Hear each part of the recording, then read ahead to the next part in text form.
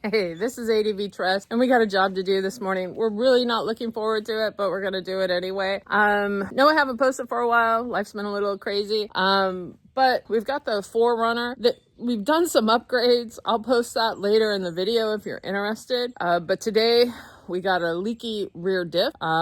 It's the Dana 60. We have the Dana 60 installed in the rear.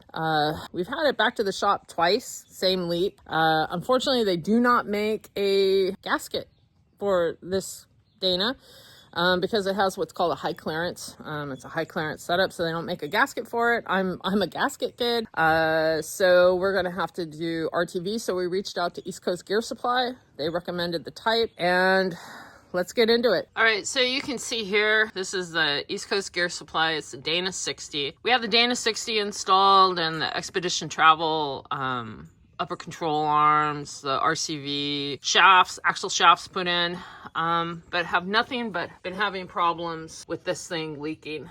So we're gonna give it a go and see. God, I'm not looking forward to this. It's just messy and all right, let's get into it. All right, so to do this job, we got a couple things. Per East Coast Gear Supply, we've got our gear oil. I'm assuming it's going to take 3 quarts, but I got some extra because I figure this thing's going to leak again.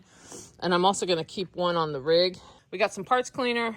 We got the plastic scrapey thing. And then we've got what East Coast Gear Supply is recommending, which is the Permex gear oil gasket. So that's the stuff. And then we're going to get her moved out so we can start taking it apart. All right, so the first thing we're gonna do is we just got back from Moab. So I went ahead and cleaned off all the bolt heads, or these Allen heads. I don't want any of them to strip. I don't know what they're torqued to.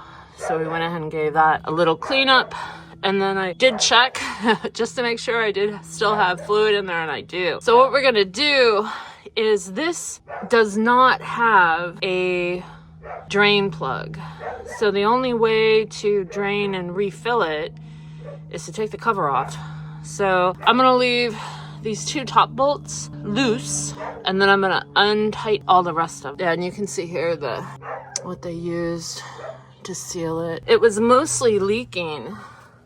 I don't know if you can see here from this side. You can see this RTV is just falling apart. Let me see, that's the RTV, and it's leaking along this joint. So let's see what we can do. So I think I might have just figured out what was wrong. I went to go test this bolt right here, and I didn't even put any force on it. Pink. So it may be that I've got to keep my eye on these bolts to make sure they are torqued correctly, because this bolt for sure was not. So let's go check the other ones. This bolt was loose. This bolt was loose. This bolt was loose, and this bolt was loose. So and the rest seemed to be torqued fine. So I actually had 4 bolts on my diff cover that were loose. So guess what goes into the things we need to check before we go on trips? That would be it. All right, let's see if we can get the cover off now. And to loosen everything, I went with my socket wrench. But now that everything's loosened, I'm going to go ahead and use my little Ugga-Dugga. All right, we got the diff cover off, and I broke my cardinal rule. You definitely want to leave one of these bolts in. I thought it would be super sticky, and I was going to need to hammer it off. But that was not the case. Once the bolts were loose and I put a little pressure on it, the whole damn thing just splooged on me. So anyway, keep that bolt in. All right, so we got all the bolts off. And you can you see that? Yeah, there's a lot of RTV. So we're going to give these a good cleanup with the wire brush. Remove all that RTV and then go on to the next thing.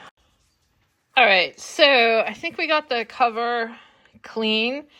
And just a couple things. One is The tool I got, the scraper I got, which I thought had plastic blades, doesn't. So I'm definitely not using this, but I actually didn't need it because most of the previous RTV came off pretty good. And what I did was I first used the CRC parts cleaner and degreaser, soaked it down. I'm also soaking the bolts because the diff cover bolts because they got a lot of RTV on them that I couldn't get off. But what I did was I went ahead and soaked it down with the cleaner and then just used the rag and just rubbed until I got all the RTV off.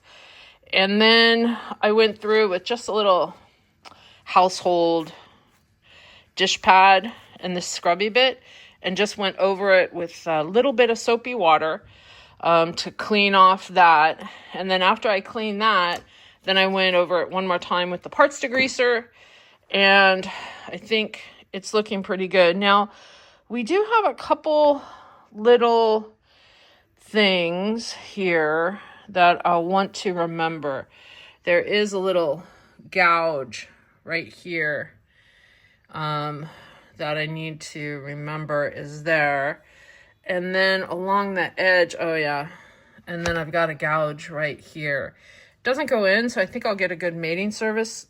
This one is maybe a little, we'll see. Hopefully RTV will get it. And then I'll mark it when I get it on. And I think that's about where it started leaking before, but the bolts weren't all the way tight. So we'll just remember that we have this little gouge. I don't know if you can see it really well. Maybe there you can. In the cover. We also have a little niggle here in the cover. And then everything else feels pretty good. In one of my previous lives, I actually did quality control for CNC. So I got the fingers. I know how to feel where it might not be controlled. All right, so we're going to go ahead and we're going to give it one more wipe down with the parts degreaser, and then we're going to go tackle what's on the truck. Okay, so I think we've got most of the gasket off. What we're going to do is make sure we don't have any oil leaking down here. And then what I also noticed is I got a little chew up right here, and then a little divot right there, but that's at the top, so I'm not too worried about that. So what we're gonna do is give this another scrub. We're gonna need to make sure all this oil's out so we don't have any oil dripping when we go to put the new gasket on. I'm not gonna clean the gear housing itself. I'm just gonna leave that with the oil. All the gears look good. I don't see any damage or chip or any missing teeth. There wasn't any bits or bobs other than gasket that came out. So I think our gears are healthy. And to loosen everything, I went with my socket wrench. But now that everything's loosened, I'm going to go ahead and use my little Ugga-Dugga. To put it on, we have, we put our bead, we put it on the rig, we tighten it down, hand tight, let it sit for an hour, and then squeeze her down to torque spec.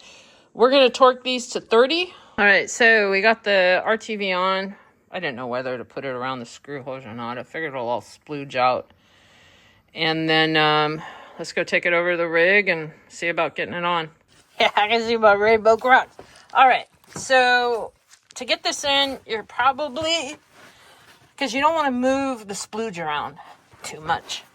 So you're going to need to get your knee up under it while you get it in and get this first top bolt in. And then I put the bolts in a star pattern. So top, bottom, here, and then here. And now I'm going to put the rest in and just hand tighten them and let this bad boy sit for an hour. All right, all our bolts are back on.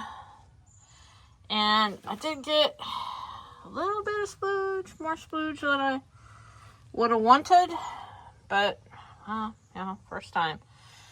And then we're going to let this sit and then tighten everything up and then refill. And hopefully... All right, so we got everything torqued down to 30 foot-pounds. All the bolts are checked. We're going to put the fill plug back in, and then it needs to sit for 24 hours before we refill it. So that's it. All right, so we got done getting this torqued down. So I torqued it down to 30 foot-pounds. So we'll see if that works for all the bolts.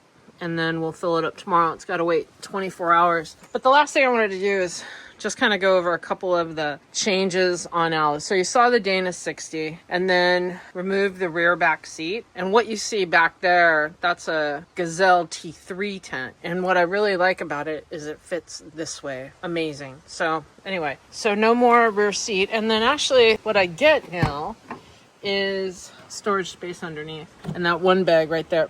This little telescope, so I'm looking forward to using that out. All right, so the Dana 60 in the rear, and then we got the Expedition Travel in the front. Go over that. So we got the Kings, Total Chaos lowers, Total Chaos uppers, and then there's a limiting strap kind of hiding in the back there. And these boots, you notice they're black. Those are RCV axles. So the orange boot ripped right away.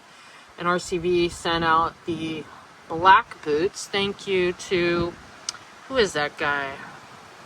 Outlaw Overland? I don't know, I'll put his name in here.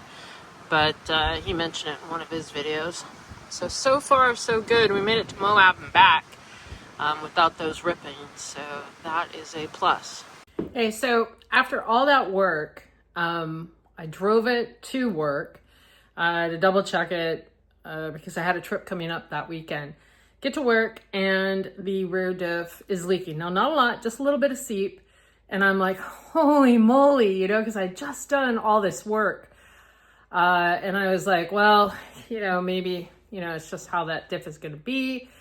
But then I started thinking, maybe it's something else. So then I started looking around the diff and this is what I found.